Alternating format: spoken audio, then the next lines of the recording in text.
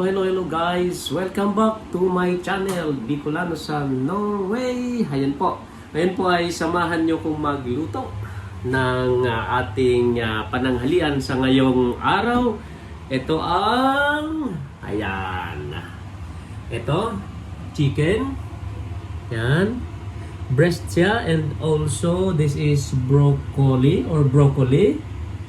Ito yung mga sangkap niya. Ito yung asin. Saka meron din tayo ditong paminta.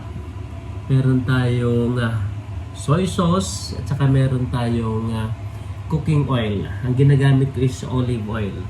And of course, hindi rin mawawala ang ating sibuyas at saka bawang. Ito yung mga ginagamit natin para lutuin ang ating chicken breast with broccoli. So, tingnan po natin kung paano lulutuin. So,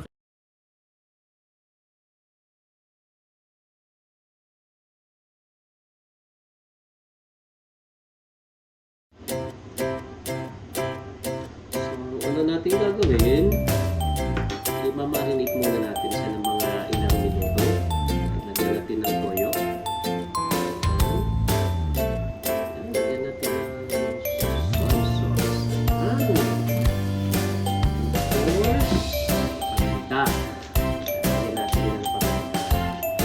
Before natin siyang igigisa, kailangan nagka-babad na siya.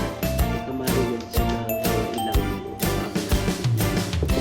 Of course, syempre, we are going to mix it so that the ingredients will absorb the breast chicken.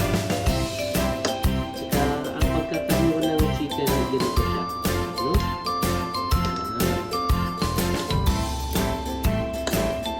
Mas masarap, ha? Okay. So mga after 2 minutes, pwede natin siyang lutuin. Okay. Tababad na siya. Yan.